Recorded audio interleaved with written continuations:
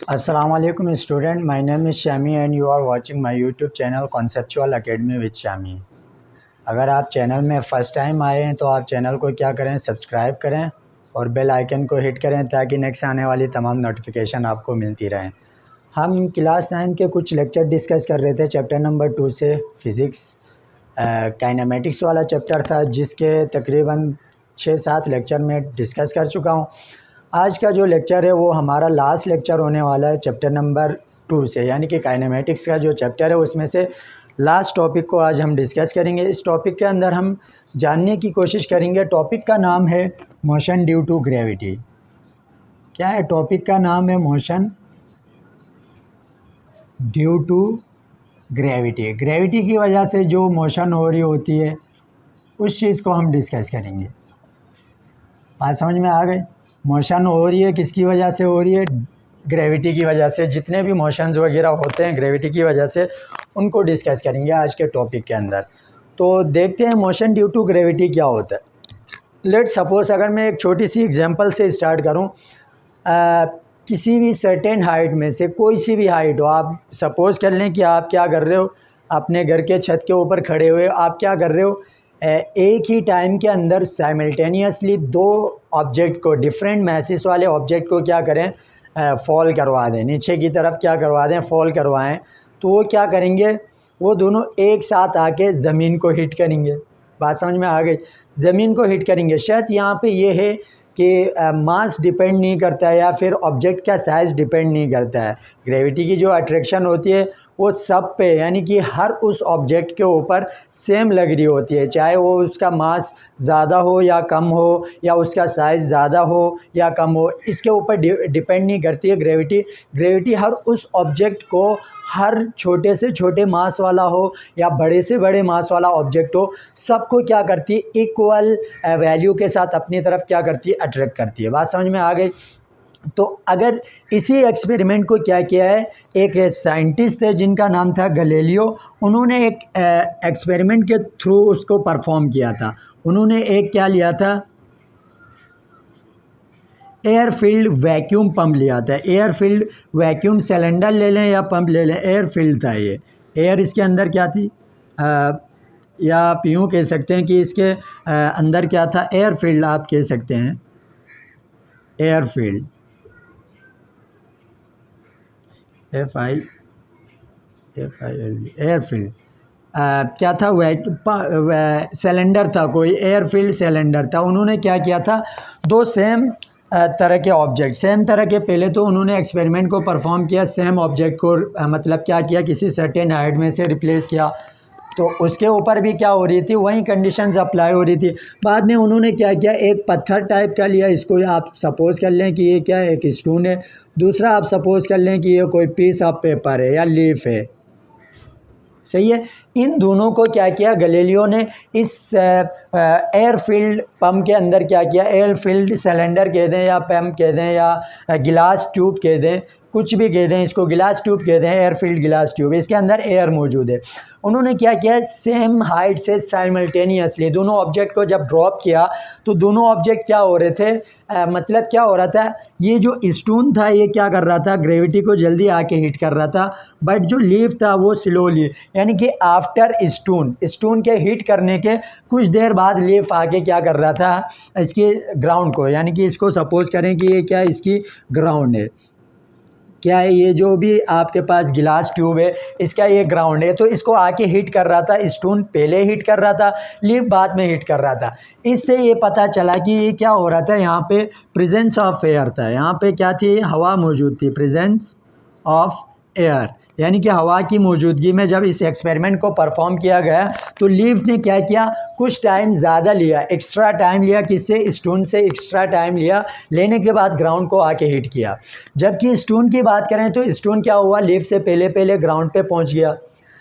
अगर गैलीलियो ने फिर इसी एक्सपेरिमेंट को अगेन परफॉर्म किया, अगेन जब परफॉर्म किया तो उन्होंने क्या रखा, इस वक्त उन्होंने रखा कि इन दी एब्सेंस ऑफ एयर, हवा की गैर मौजूदगी में इस एक्सपेरिमेंट को परफॉर्म किया गया। हवा की गैर मौजूदगी में अगेन वहीं स्टोन को भी छोड़ा गया, और साथ में क्या है, कोई भी आप सपोज़ कर लें कि पेपर ले लें या फिर या फिर आप लीफ ही कह दें इसको, सही है, लीफ ले लिया, सही है, पत्ता, कोई सा भी पत्ते को ले लिया। अब जब देखा तो इन्होंने क्या किया, इन्होंने जब अज्यूम किया, कौन साइंटिस्ट थे, गैलीलियो नाम के नाम से एक साइंटिस्ट थे, जब उन्होंने अज्यूम किया तो दोनों चीज़ें सेम टाइम के अंदर आके क्या कर रही थी, ग्राउंड को हिट कर रही थी। अब की बार क्या था, यहाँ पे जो थी हवा क्या थी, गैर मौजूद थी, यानी कि absence of air, absence of air, हवा की गैर मौजूदगी में जब इस एक्सपेरिमेंट को परफॉर्म किया गया तो क्या हुआ, दोनों ऑब्जेक्ट यानी कि लीफ है या फिर स्टोन है, दोनों क्या कर रहे थे, साइमल्टेनियसली ग्राउंड को हिट कर रही थी। तो इससे ये पता चल रहा है कि जब इन दी प्रेजेंस ऑफ एयर इस एक्सपेरिमेंट को परफॉर्म किया जा रहा तो दोनों के ऊपर ऑपोजिट साइड में यानी कि अपवर्ड डायरेक्शन में एक फोर्स लग रही है। वो फोर्स क्या है, हमारे पास एयर है, हवा की जो फोर्स है वो लग रही है दोनों के ऊपर, ये वाली फोर्स। अब देखें, आप बोलोगे सर तो फिर लीफ जल्दी पहुंचता है, स्टोन जल्दी पहुंचता है, लीफ लेट क्यों पहुंचता है, इसके पीछे रीज़न क्या है? रीज़न ये है, देखें बेटा, लीफ इसलिए लेट पहुंच रहा है क्योंकि लीफ का जो है ना, लीफ को आप उसके ऊपर एयर जब फायर करते हो, एयर जब जाके उसके ऊपर लगती है लीफ के ऊपर, तो क्या करता है, लीफ फ्लोट करता हुआ नज़र आता है या फ्लाई करते हुए नज़र आता है, आपको हवा में उड़ता हुआ नज़र आता है। जबकि स्टोन का इतना ज़्यादा मास होता है, इतना ज़्यादा कि वो क्या लगने वाली एयर को क्या करता है, निगलेक्ट कर देता है। पता नहीं चलता है कि स्टोन के ऊपर हवा लग रही है कि या नहीं लग रही है, लग रही है या नहीं लग रही है, फ़र्क नहीं पड़ता है स्टोन को, क्योंकि पत्थर काफ़ी हेवी होता है तो उसके ऊपर लगने वाली फोर्स, एयर फोर्स जो होती है वो निगलेक्ट हो जाती है, इसी वजह से स्टोन जल्दी पहुंच जाता है। इसके ऊपर फोर्स लग रही है, वो क्या कर रही है, उसको ऑपोजिट डायरेक्शन में उसको ऊपर की तरफ धकेल के रखती है, जिसकी वजह से लीफ मतलब क्या करता है, आफ्टर स्टोन पहुंचता है किसके ऊपर, ग्राउंड के ऊपर। प्रेजेंस ऑफ एयर ये था। जब एब्सेंस ऑफ एयर यानी कि हवा की प्रेजेंस का मतलब होता है मौजूदगी में, एब्सेंस होता है गैर मौजूदगी में। जब हवा की गैर मौजूदगी में इसी एक्सपेरिमेंट को परफॉर्म किया गया तो क्या कर रहे हैं, दोनों चीज़ें ग्राउंड के ऊपर आके हिट कर रही हैं एक ही टाइम के अंदर, यानी कि सेम टाइम के अंदर ग्राउंड को हिट कर रही है। इससे ये पता चला कि जो हमारे पास ग्रेविटी होती है, ना तो वो साइज़ ऑफ द ऑब्जेक्ट के ऊपर डिपेंड करती है, ना मास ऑफ द ऑब्जेक्ट के ऊपर डिपेंड करती है, दोनों चीज़ों से क्या है, इंडिपेंडेंट है। सही है, दोनों के ऊपर इंडिपेंडेंट है, यानी कि डिपेंड नहीं करती है, फ़र्क नहीं पड़ता है कि चीज़ बड़ी हो या छोटी हो। ये भी आपको पता है कि ग्रेविटी क्या है, हर उस ऑब्जेक्ट को, मैंने स्टार्टिंग में बताया कि हर उस ऑब्जेक्ट को क्या करती है, 9.8, जो कि इसकी वैल्यू है क्या है, इस जी को हम कहते हैं, इसकी वैल्यू होती है 9.8 मीटर पर सेकेंड स्क्वायर होती है। बात समझ में आ गई। लास्ट टाइम प्रीवियस जो एनुअल के एग्जाम हुए थे उसमें एमसीक्यूज आया था, what is the value of G near the surface of earth, यानी कि जी की near the surface of earth की वैल्यू क्या होगी। तो इसको राउंड ऑफ करें, सिग्निफिकेंट फिगर वाला एक टॉपिक हमने डिस्कस किया, राउंड ऑफ करोगे तो ये 8 है, 8 क्या है, 5 से ग्रेटर है, तो 1 इसके अंदर क्या हो जाएगा, 8 हो जाएगा, it becomes 10 metre per second square. ये लास्ट टाइम एमसीक्यूज आया था एनुअल के एग्जाम में, what is the value of G near the surface of earth. तो आप बता सकते हो the value of G near the surface of earth is 10 metre per second square, ये आपको पता होना चाहिए। बात समझ में आ गई। अब एक और बात कर लेते हैं, यहाँ पे एक रीजनिंग क्वेश्चन पूछा जाता है, रीजनिंग टाइप का एक क्वेश्चन आता है कि अगर आप स्क्रीनशॉट लेना चाह रहे हो तो इसमें से स्क्रीनशॉट, ये वाले टॉपिक से क्वेश्चन क्या आ सकता है वो ज़रा मैं लिखने जा रहा हूँ। क्वेश्चन पूछा जाता है कि why gravity is positive, why gravity is positive for all those objects which are moving in downward direction and gravity is negative for all those objects, all those bodies which are moving in upward direction। Question कुछ यूँ आता है कि gravity हमारे पास positive क्यों होती है तमाम उन ऑब्जेक्ट्स के लिए जो डाउनवर्ड डायरेक्शन में मूव कर रहे होते हैं, और साथ में यहाँ पे क्वेश्चन ये भी बनता है कि ग्रेविटी नेगेटिव क्यों होती है तमाम उन ऑब्जेक्ट्स के लिए जो अपवर्ड डायरेक्शन में मूव करते हैं। तो इसका एक ही रीजनिंग क्वेश्चन है, रीजन क्वेश्चन यहाँ से रीजनिंग क्वेश्चन ये आता है 3 मार्क्स के लिए। तो यहाँ पे देखें जी की वैल्यू तो आपको ऑलरेडी पता है, जी की वैल्यू क्या होती है 9.8 मीटर पर सेकंड स्क्वायर होती है, ये आपको पता है कंफर्म, ये क्लियर बात है। यानी कि दुनिया के हर ऑब्जेक्ट के ऊपर इतनी फोर्स लगाती है ज़मीन, अपनी तरफ खींच के रखती है हर उस ऑब्जेक्ट को, चाहे वो मैस में ज़्यादा हो या उसका मैस कम हो या उसका साइज़ ज़्यादा हो या साइज़ कम है, ये चीज़ें फ़र्क नहीं पड़ती हैं, ये चीज़ें मैटर नहीं करती हैं। हर उस ऑब्जेक्ट के ऊपर 9.8 मीटर पर सेकंड स्क्वायर की फोर्स लग रही होती है। बट यहाँ पे समझने की बात क्या है, समझने की बात यह है कि अभी मैंने आपसे पूछा कि तमाम उन ऑब्जेक्ट्स के लिए जो हमारे पास जी की वैल्यू होती है वो नेगेटिव होती है, जो कि अपवर्ड डायरेक्शन में होती है। जी जो होती है वो अपवर्ड डायरेक्शन में, तो देन ये यही वैल्यू माइनस में हो जाएगी, 9.8 मीटर पर सेकेंड स्क्वायर की हो जाएगी। जब जी हमारे पास क्या कर रही हो, डाउनवर्ड डायरेक्शन में एक्ट कर रही हो, यानी कि जी डाउनवर्ड हो, डाउनवर्ड तो होती है, जी अपवर्ड नहीं होती है, हमेशा जी डाउनवर्ड होती है, याद रखें, जी डाउनवर्ड डायरेक्शन में ही होती है। तो यहाँ पे क्या हो जाएगा, जस्ट प्लस आएगा, लेकिन प्लस लिखा नहीं जाता है, तो 9.8 मीटर पर सेकंड स्क्वायर होगा। तमाम उन ऑब्जेक्ट के लिए जी की वैल्यू क्या होगी, पॉजिटिव होगी, ये भी पॉजिटिव होगी। अब देखना नेगेटिव हो जाएगी, कैसे होती है नेगेटिव, याद रखें। इसके ऊपर लेट सपोज आप कोई बॉल है, इसके ऊपर आप फोर्स लगा रहे हो अपवर्ड डायरेक्शन में, या मैं मार्कर की एग्जांपल दूं, मार्कर को मैं क्या कर रहा हूं, ऊपर की तरफ फेंक रहा हूं, तो इसके ऊपर क्या हो रही है, फोर्स ऊपर को लग रही है, लेकिन ग्रेविटी डाउनवर्ड डायरेक्शन में लग रही है। तो ये दोनों आप जस्ट इनको इमेजिन करें तो दोनों एक दूसरे के क्या है, ऑपोजिट डायरेक्शन में। इसी वजह से जो माइनस साइन आता है, ये जी वैल्यू क्या होती है, नेगेटिव होती है, ऑपोजिट होती है, जस्ट लाइक दैट। आप देखें ये मार्कर है, मार्कर अपवर्ड डायरेक्शन में एक्ट कर रहा है। इस वाले मार्कर की एग्जांपल ले लें, इसको मैं पॉकेट में रख देता हूँ। ये अपवर्ड डायरेक्शन में, इस कैप को देख लें, ये डाउनवर्ड डायरेक्शन में, ये ग्रेविटी को शो कर रहा है, ये फोर्स को शो कर रहा है। इस तरह की जो है ना इनकी डायरेक्शन है, ऑपोजिट टू ईच अदर है। इसी वजह से हमारे पास जो जी की वैल्यू होती है वो क्या होती है, नेगेटिव होती है, तमाम उन ऑब्जेक्ट्स के लिए जो अपवर्ड डायरेक्शन में मूव करते हैं। इसी तरह आप देखें, एक दोबारा ऑब्जेक्ट रखा हुआ बॉल है, ये छत के ऊपर रखा हुआ, आपने इसको नीचे की तरफ गिराया तो फोर्स जाहिर सी बात है नीचे की तरफ लगेगी, ग्रेविटी भी नीचे की तरफ लग रही है, तो ये जी की वैल्यू क्या होगी, यहाँ से पॉजिटिव हो जाएगी। बात समझ में आ गई। तो ये कुछ चीज़ें इनको याद रखें, इसको भुलाएं मत। ये रीजनिंग क्वेश्चन आता है कि जो हमारे पास जी की वैल्यू होती है वो तमाम उन ऑब्जेक्ट्स के लिए जो अपवर्ड डायरेक्शन में मूव करते हैं उनके लिए नेगेटिव क्यों होती है। और यही रीज़न एक ही क्वेश्चन के अंदर पूछा जाता है कि why the value of G is positive for all those object which are moving in downward direction, जो कि मूव कर रहे होते हैं कहाँ पे, डाउनवर्ड डायरेक्शन में। तो ऐसा क्यों होता है, ये क्वेश्चन आता है, तो आप बता सकते हो for all those objects the value of G is negative because the force act in upward direction but gravity act in downward direction, so these two forces are opposite to each other, so that's why इसी वजह से क्या होती है, the value of G is negative. इसी वजह से क्या होती है, वैल्यू ऑफ जी क्या हो जाती है, नेगेटिव होती है। और इसी तरह पॉजिटिव की भी बात बता सकते हो कि ऑब्जेक्ट भी क्या कर रहा है, डाउनवर्ड डायरेक्शन में एक्ट कर रहा आ रहा है, और ग्रेविटी भी डाउनवर्ड डायरेक्शन में एक्ट कर रही है। तो इसी वजह से हमारे पास जो जी की वैल्यू होती है वो क्या होती है, पॉजिटिव होती है। ये बात समझने की है, बात समझ में आ गई। तो ये कुछ पॉइंट थे इंपॉर्टेंट जो कि मैंने आपको बता दिया। अभी हमारे पास एक छोटी सी वर्कड एग्जाम्पल है, न्यूमेरिकल टाइप का है, कि इसको देख लेते हैं कि न्यूमेरिकल में हो क्या रहा है, न्यूमेरिकल को सॉल्व करने की कोशिश करते हैं। दूसरी बात, इसके अलावा बुक को उठाया तो मेरे माइंड में आ गया, एक चीज़ सामने आ गई, इसके अलावा क्या इम्पोर्टेंट है। देखो, हमने इससे प्रीवियस जो टॉपिक डिस्कस किया था उसके अंदर मैंने डिस्कस किया था इक्वेशंस ऑफ मोशन को डिस्कस किया था। अगर फर्स्ट इक्वेशन ऑफ मोशन की बात करें तो V F equal V I plus A T, ये क्या थी हमारे पास, पहली इक्वेशन ऑफ मोशन थी। सेकंड मेरे पास क्या थी, S equal V I T plus half A T का स्क्वायर, ये सेकंड इक्वेशन ऑफ मोशन थी। थर्ड इक्वेशन ऑफ मोशन क्या थी, टू एस वी एफ का स्क्वायर माइनस वी आई का स्क्वायर। ये तीन तरह की इक्वेशन मैंने डिस्कस किए थे प्रीवियस लेक्चर के अंदर। अब देखें यहाँ पे, अब आप motion due to gravity, gravity की वजह, ये किसके लिए?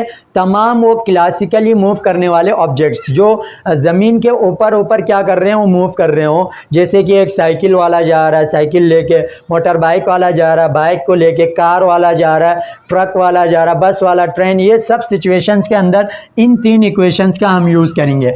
बट यहाँ पे लिटिल बिट चेंजिंग आती है, किस वजह से? जब आप ऑब्जेक्ट को डील कर रहे होते हो, किसी सर्टेन हाइट में से ऑब्जेक्ट नीचे आ रहा है या फिर किसी सर्टेन हाइट में से आप ऑब्जेक्ट को ऊपर की तरफ थ्रो कर रहे हो, इस तरह की कंडीशंस में ये चेंज हो जाएगी, ये वाली इक्वेशन चेंज हो जाएगी। वी एफ अपनी जगह रहेगा, वी आई भी अपनी जगह रहेगा, जस्ट प्लस के बाद ए जो है ना, ए की जगह आप जी टी आएगा, सही है, ए रिप्लेस हो जाएगा। बिकॉज जो एक्सेलरेशन होता है किसके अंदर, जो आपकी ऑब्जेक्ट, जितने भी ऑब्जेक्ट मूव कर रहे होते हैं ज़मीन के ऊपर, उनकी जो मोशन होती है, जैसे कि साइकिल है, चल रही है साइकिल या बाइक है, उसकी एक्सेलरेशन को हम ए से डिनोट करते हैं।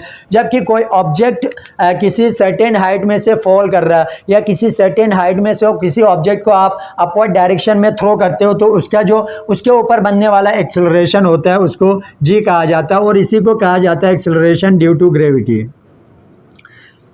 ग्रेविटी की वजह से जो एक्सेलरेशन होता है उसको कहा जाता है G, due to gravity, acceleration due to gravity. बात समझ में आ गई?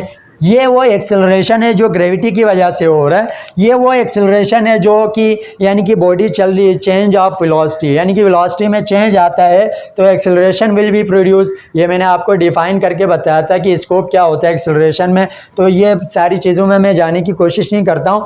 अब देखें सेकंड इक्वेशन में क्या चेंज आएगा। लेट सपोज आप क्या कर रहे हो, ये आपके पास एक रूफ है, उसके छत के ऊपर कोई ऑब्जेक्ट रखा हुआ, आप इस ऑब्जेक्ट को लाके यहाँ से इस साइड से गिराओगे नीचे वाली, तो यहाँ से लेके यहाँ तक इसकी कोई ना कोई डायरेक्ट हाइट होगी, उसको एच से डिनोट करेंगे, न कि हम उसको एच से डिनोट करेंगे। एच से तो हम क्या करते हैं, डिस्टेंस को डिनोट करते हैं। बेसिकली ये भी डिस्टेंस है, लेकिन यहाँ पे कौन सा डिस्टेंस है, ये लेंथ वाला डिस्टेंस नहीं है, इस तरह का हॉरिजेंटल नहीं है, वर्टिकल जब डिस्टेंस आता है, वर्टिकल लेंथ आती है, तो उसके लिए एक वर्ड यूज़ करते हैं हाइट। तो ये इक्वेशन रिप्लेस हो जाएगी किससे, h equal V I T plus half, A की जगह अगेन क्या आएगा, जी आएगा, जी टी स्क्वायर। ये बात समझ में आ गई।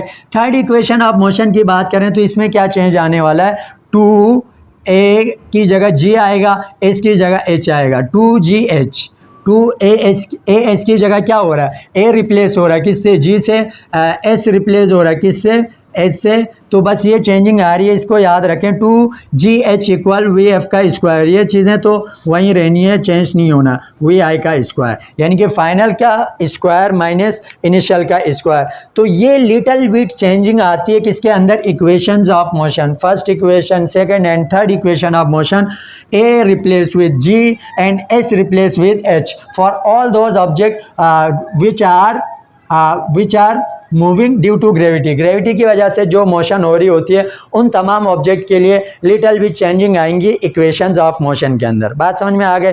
तो मेरे ख्याल से ये बात भी आपको समझ में आ गई होगी। नाउ रिमूव करके हम इसकी छोटी सी वर्कड एग्जांपल है उसको डील करते हैं, फिर हम यहाँ पे अपने लेक्चर को वाइंड अप करते हैं। आप स्क्रीनशॉट लेना चाह रहे हैं तो आप स्क्रीनशॉट ले लें, सही है।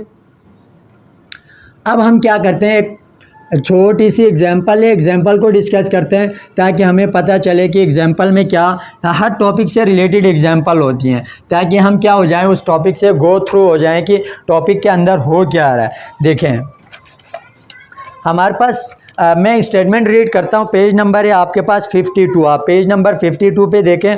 अ ball is thrown vertically upward with velocity of 12 metre per second. एक बॉल है जिसको ऊपर की तरफ फेंका गया है। जस्ट इमेजिन, ये क्या है, बॉल सपोज करें, सपोज करने में कोई हर्ज नहीं है, वैसे तो मार्कर है, सपोज करें कि बॉल है, इसको मैं फेंक रहा हूँ ऊपर की तरफ, कितनी वेलोसिटी के साथ, 12 मीटर पर सेकंड। इस तरह की सिचुएशन है। कह रहा the ball will be slowing down due to pull of earth gravity on it. कह रहा कि बॉल आहिस्ता आहिस्ता नीचे की तरफ आने लगी, कुछ हाइट को उसने क्या किया, कवर किया, उसके बाद आहिस्ता आहिस्ता डाउनवर्ड डायरेक्शन में आने लगी।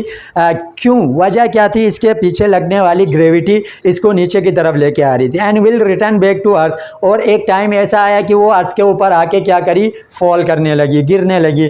कह रहा कि find out the time the ball will take to reach the maximum height. कह रहा कि वो time find out the time, वो टाइम बताएं the ball will take to reach the maximum height, उस टाइम को पता लगाएं, वो टाइम के बारे में बताएं जब क्या कर रही हो बॉल किसी मैक्सिमम हाइट, मैक्सिमम का मतलब ज़्यादा से ज़्यादा कौन सी हाइट में, किस टाइम के अंदर कौन सी ज़्यादा से ज़्यादा हाइट में होगी बॉल, या फिर मार्कर की एग्जांपल दे दें, मार्कर होगा तो उस वाली टाइम को हमने क्या करना है, मेजर करना है। तो हम क्या करेंगे, स्टार्ट करेंगे। वर्ड एग्जांपल नंबर कौन सी है, 7 है।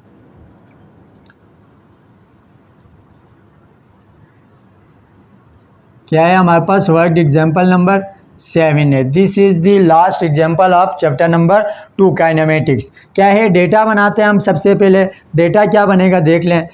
क्या कह रहा है कि बॉल को अपवर्ड डायरेक्शन में फेंका गया विद वेलोसिटी, तो that is basically initial velocity. Initial velocity क्या है, 12 metre per second.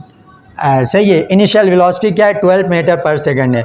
V F क्या होगा, जाहिर सी बात है किसी सर्टेन हाइट पे जाके बॉडी रुकेगी। ये याद रखें, ये एमसीक्यूज आता है। जब बॉडी को आप अपवर्ड डायरेक्शन में थ्रो करते हो तो सम हाइट को कवर करती है, उसके बाद किसी एक टाइम ऐसा आता है कि जब वो क्या करती है, ऊपर जाके डाउनवर्ड डायरेक्शन को स्टार्ट करती है, डाउनवर्ड मूव करना स्टार्ट करती है। उस वक्त जस्ट अ सेकंड के लिए बॉडी वहाँ पे रुकती है, तो उस वक्त क्या होगी, उसकी velocity, final velocity 0 metre per second होगी। बात समझ में आ गई। उसके बाद क्या है आपके पास, जाहिर सी बात है अपवर्ड डायरेक्शन के लिए मैंने क्या कहा था, जी की जो वैल्यू होगी वो क्या होगी, नेगेटिव होगी। ये नेगेटिव इसीलिए क्रिएट हो रहा है क्योंकि बॉल को आप अपवर्ड डायरेक्शन में क्या करवा रहे हो, मूव करवा रहे हो। सही है, बात समझ में आ गई। 1 मिनट,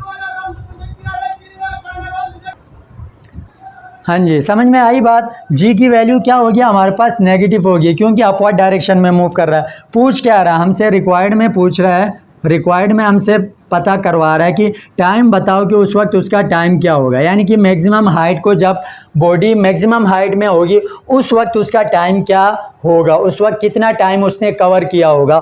तो हम क्या करेंगे, स्टार्ट करेंगे फार्मूले से। फार्मूला क्या कहता है हमारे पास, देखें तीनों इक्वेशंस को सबसे पहले मैं यहाँ पे लिख देता हूँ, V F equal V I plus A T. दूसरी इक्वेशन क्या है, S equal V I T plus half A T का square, second equation of motion. Third क्या है हमारे पास, 2as इक्वल वी एफ का स्क्वायर माइनस वी आई का स्क्वायर। ये 3 तरह की इक्वेशन है। मुझे ये बताओ कौन सी वाली इक्वेशन हम यहाँ पे यूज़ कर सकते हैं। वी एफ मौजूद है देखें, वी आई मौजूद है देखें, जी एक ही जगह जी यूज़ होगा, याद रखें यहाँ पे चेंज आएगा तो क्या होगा, जस्ट ये इक्वेशन चेंज हो जाएगी थोड़ी सी, V F equal V I plus G T. क्योंकि क्या हो रहा है, ये motion due to gravity, gravity की वजह से मोशन हो रही है।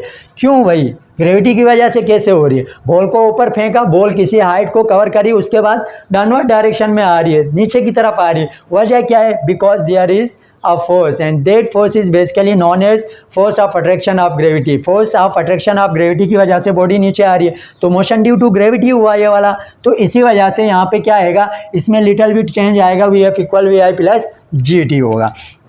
तो यही वाली इक्वेशन लगाते हैं, यही वाली फर्स्ट इक्वेशन। सेकंड तो लगा ही नहीं सकते हैं, एस ज़रूरी नहीं है, हमने हाइट को यहाँ फाइंड नहीं करना बल्कि टाइम को फाइंड करना है कि जब बॉडी मैक्सिमम हाइट पे होगी उस वक्त टाइम क्या होगा या कितना टाइम कवर कर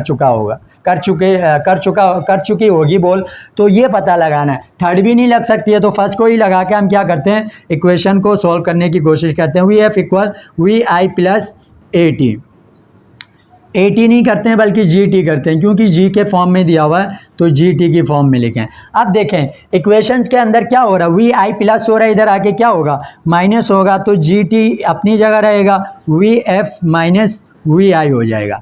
और साथ में टी फाइंड करना है, जी मल्टीपल हो रहा है, इधर आके क्या हो जाएगा, डिवाइड हो जाएगा, तो V F equal V I divide by G. ये कुछ इस तरह की फॉर्मेट बन रही है। अब इसके बाद आप सिंपल मैथमेटिकल स्टेप्स को यूज़ करें, वैल्यूज़ को पुट करें। टी इक्वल क्या है हमारे पास, वी एफ है, फाइनल वेलोसिटी क्या है 0 है, तो माइनस क्या हो जाएगा हमारे पास, इनिशियल वेलोसिटी क्या थी 12 थी, डिवाइड बाई क्या है 10 है। सही है, तो यहाँ पे टेबल लगाएं, यहाँ पे माइनस की वैल्यू है जी, तो माइनस से कैंसिल हो जाएगा, 2 5 जा 10, 2 6 जा 12, तो 5 1 जा 5, यानी कि 1.5 समथिंग आ रहा है, 1.2 या 1.5, 1.2 आ रहा है, 1.2 क्या आ रहा है हमारे पास आंसर आ रहा है 1.2 सेकेंड एस। टाइम का याद रखें हमेशा, ऐसा यूनिट कौन सी होती है टाइम की, सेकंड होती है। यूनिट्स का ख्याल रखें, लास्ट में यूनिट को ज़रूर मेंशन किया करें, वरना मार्क्स क्या किए जाते हैं, डिटेक्ट किए जाते हैं, तो इस चीज़ का ख्याल रखें। 1.2 सेकंड टाइम, यानी कि जब बॉडी क्या कर रही होगी, वो बॉल को यहाँ से फेंका गया, जब वो इस हाइट पे पहुँची थी, मैक्सिमम हाइट का मतलब यहाँ तक गई थी, इस हाइट पे जब पहुँची थी उस वक्त तक का जो उसने टाइम लिया था वो कितना लिया, 1.2 सेकेंड लिया। आप यूँ कंसीडर कर सकते हैं। बात समझ में आ गई? या फिर आप डायरेक्ट ऐसे ही अज्यूम करके अपने माइंड मैपिंग कर सकते हैं कि जब वो मैक्सिमम हाइट पे पहुंची थी उस वक्त उसके ऊपर लगने वाला टाइम क्या था, 1.2 सेकेंड था, या वहाँ से लेके जहाँ से फेंका गया वहाँ से वहाँ तक जो टाइम उसने कंज्यूम किया वो 1.2 सेकेंड था। तो ये ओवरऑल आज का टॉपिक हमारे पास इतना है। क्या करें, अगर वीडियो अच्छी लगती है तो क्या करें, सब्सक्राइब करें चैनल को, और साथ में क्या कर दें, बेल आइकन को हिट करें ताकि नेक्स्ट आने वाली तमाम नोटिफिकेशन आपको मिलती रहें। लाइक करें वीडियो को, कमेंट्स करें, शेयर करें। सबसे इम्पोर्टेंट चीज़ क्या है, शेयर करें, ताकि आपकी वजह से किसी और का भी फ़ायदा हो रहा हो। हम तो कोशिश करते हैं कि किसी का फ़ायदा हो, और आप भी साथ साथ हमारी मदद किया करें, और अपनी मदद आप शेयर किया करें बहुत ज़्यादा अपने दोस्तों के साथ, अपने क्लासमेट के साथ, जिनको भी जिस किसी टॉपिक में मुश्किल आ रही हो उनके साथ शेयर किया करें, ताकि वो देखेंगे तो उनकी भी क्या हो जाएंगी, प्रॉब्लम सॉल्व हो जाएंगे। और आप सब पूरे दुनिया के अंदर जहाँ कहीं पर भी मेरे लेक्चर को देखा जा रहा है, चाहे वो इंडिया हो या पाकिस्तान हो, इंडिया पाकिस्तान में ही तो देखा जाता है, क्योंकि यहाँ पे जो हमारी लैंग्वेज होती है वो उर्दू और हिंदी होती है तो समझी जाती है। बाकी कंट्रीज़ के अंदर तो इंग्लिश ज़्यादातर चलती है। तो शेयर किया करें अपने दोस्तों के साथ, और अपना बहुत सारा ख्याल रखें। मुझे दें इजाज़त, अल्लाह हाफिज़।